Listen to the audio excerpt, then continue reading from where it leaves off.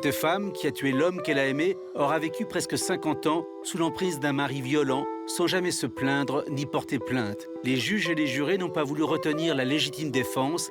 Elle a été graciée, mais pas innocentée. Vous écrivez dans votre livre « J'ai tué mon mari que j'ai passionnément aimé ».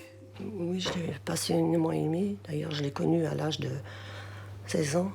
Et bon, au début, c'était vraiment... j'étais amoureuse de lui. Il y avait que lui qui comptait pour moi. Vous l'avez aimé d'ailleurs dès le départ contre l'avis de votre famille. Contre l'avis de mes frères, oui. Il a commencé à être violent quand? Au bout de combien d'années de mariage? Les premières années, hein, c'était... Tout de suite. Tout de suite, oui. Ça commençait par des gifles. Et après, bon, c'était l'humiliation, des paroles très désagréables, très, très violentes. Et quand il n'arrivait pas à obtenir quelque chose,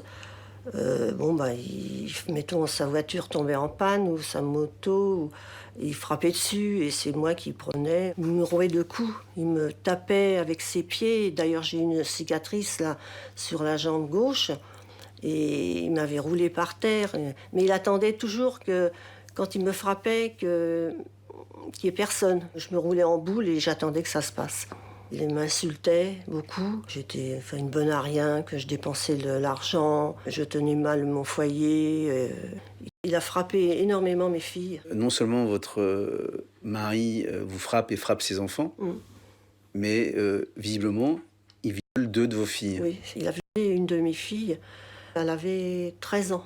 Et mes filles m'ont rien dit. J'ai su qu'au bout de 20 ans, 25 ans, d'ailleurs j'y crois même pas encore parce que c'est tellement horrible pour moi, c'est inimaginable, c'est pas pensable. Vous écrivez dans votre livre « Tout est de ma faute, même si j'étais terrorisé et démuni, j'aurais dû trouver le moyen de quitter mon sale bonhomme ou de porter plainte et de l'expédier en détention. » Oui, comme j'étais sous l'emprise de mon mari, là, je le pensais pas du tout. Je pouvais pas y aller, aller chez les gendarmes, aller chez le médecin. J'avais peur, j'étais trop peur. Et il fallait que je reste près de mes enfants. Je ne pouvais pas. Et ce jour-là, ça n'allait pas. C'était un lundi matin. Il m'a menacée. Donc je suis allée me reposer. Dans l'après-midi, j'avais pris des Stinox. Donc il a rentré dans la chambre, il a fracassé la porte. Après, il m'a dit « lève-toi », il m'a traîné tout en m'insultant, il m'a jeté dans la cuisine, dans le couloir. Tu veux rien rater? Si t'as aimé cette histoire et que tu veux en entendre d'autres encore plus choquantes, abonne-toi.